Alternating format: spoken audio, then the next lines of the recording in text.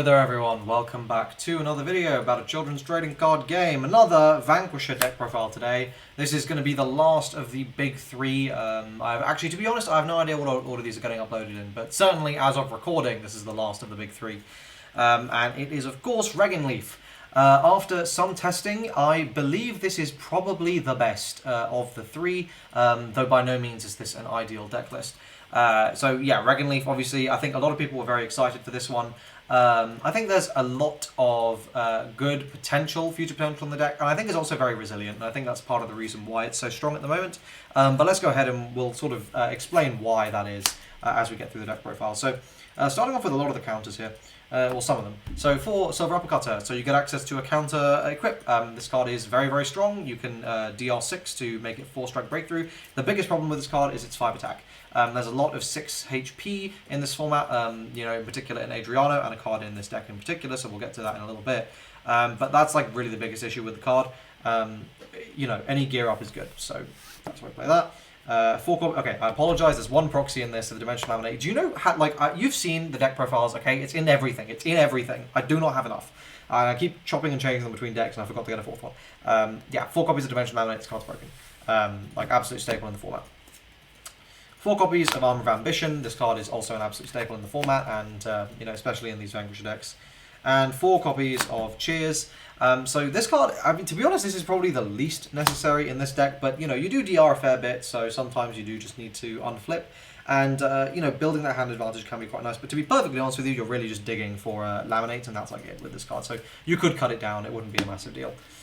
And I would say if you are, just bump Duchess up to 4. I would say you could definitely go 2 Cheers into this Duchess. Duchess, a good Reginleif card here. Burn 1, DR however much you want, make something big as hell. It's just good. It's a good card. And then the last counter, or maybe penultimate counter, is Sonic Voltage. I really like this card. I think just getting dudes on the board is really nice. It draws a card if you play it from hand. It's 5 attack. It's good. You're getting stuff. I'm a fan of it. It's one of those ones where you hit it on like a damage from the last attack, and your opponent's just groaning because you just got a free unit on board. Then we've got 4 copies of Midori and 4 copies of Yuchoka. Both of these are really, really good. So obviously this is putting back your units without counter, and this is banishing stuff from the opponent's grave. This is a 2-strike 0, this is a 5 attack 0. So they're both like really, really good for different reasons. You will also be sig running into either of them very frequently. Massive fan of this card. Typically with this you'll be putting back your level 3s. And we'll come to those in a little bit, but yeah, these are you're playing 4 of each. These are absolutely essential. Some of the best cards in the archetype, and they see play in a lot of different places. Then I'm only playing 2 Black Lily, and I really don't think you need more than 2, because it's very easy to Genesis summon into her. You have a lot of draw power. You recycle her, and you're sig running her away almost as soon as you play her. She's also 6 HP, which means she completely dodges any threat by Embrace of Eons. One of the worst cards in the game nowadays. Bit of an exaggeration, bit of hyperbole there, but I don't know, not necessarily too far off. This card is really, really good. Absolutely not the last of the counters there. So we got 3 is how many I play. 3 Amel. I really like this card. I think this is better than I initially gave it credit for. Popping a level 1 or less is actually shockingly relevant in this format. With like Death Shade and all this sort of stuff running around, there's a lot of low-level things that you want to be able to pop. Especially Death Shade, really. Like this is your bigger out. This is one of your big outs, Death Shade, right? You can pop their defensive units, and you can just pop their level 4, which is obviously really, really good. Also, you really do need this card with counter to get into the drop zone for this next card here, which is Twilight Druid. Sundown Druid. I don't know why they didn't call it Twilight Druid, but yeah. This card is obviously amazing, big part of your combos. Lets you just instantly make any of your level 3s, which is almost like I had this planned or something.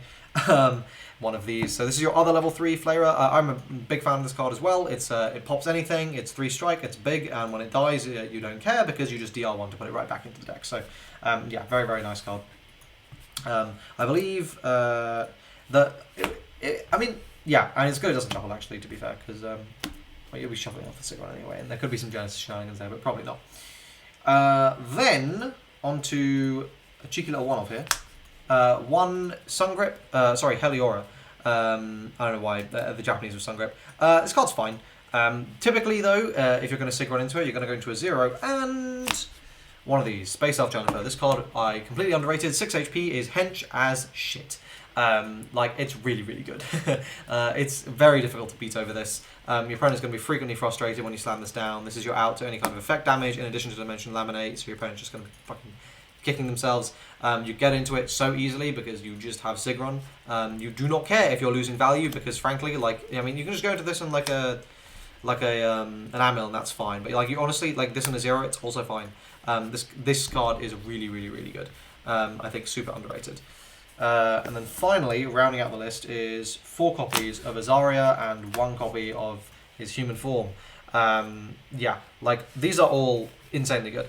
This is probably the best card in the deck, all things considered, because you literally just get to make something for free. Half the time, you are just going to be you're going to be hitting like one of your big level 3s, Black Lily. Black Lily, pop something, Sigron, get some other stuff out. Oh my god, I keep knocking everything. This is very bad. So then like you Sigron out, and then you go into a Druid and like a level 0, and then you recycle something, and then you Genesis Summon with the Druid and like the Azaria, and you go into like a big level 3 or something. Like there's plenty of stuff you can do. You're actually not even getting the most value possible out of that because you literally are taking up a zone with Azaria. This card's just really good. Personally, my favourite hit, this, because it's only DR3, you get a big fat center unit. It's really nice. Or Heliora. Actually, Heliora is probably one of my favourite hits with this as well, because you can just Sig run it away, get out Jennifer and level 0, which is really nice. And then obviously, one of this guy, this is your only legend, and he's very, very good. He's designed for the deck, and as you can imagine, he's very good in it. So yeah, that's it for this Reginleif deck profile. Overall, I have to say, yeah, the deck it's very resilient. It kind of like always does its thing. It's really difficult to like do anything about. Your opponent's kind of just always going to get their game plan together, which can be a bit frustrating. And you know, it's really hard to kill. Dimension Laminate is amazing. They draw so many cards. They're putting up these big beat sticks. They kind of always have some sort of removal. They're just very good value. The biggest problem with the deck is the counters all kind of suck. You know, as the opponent, you're never really too fussed on those damage checks because you kind of don't care. And I think that's fair, right? Like, you know, they're threatening so much value with their entire engine that if they had good counters to that, probably put them over the top.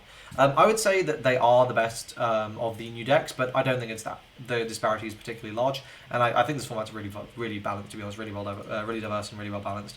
But yeah, there we go. Hope you guys enjoyed this deck profile. Definitely a lot of experimenting to be done, and the thing is, there's a lot of options with this deck. So as the meta changes, you can just literally put them in because Sigron is a fundamentally insane mechanic.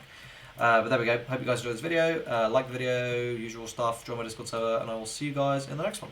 Cheers.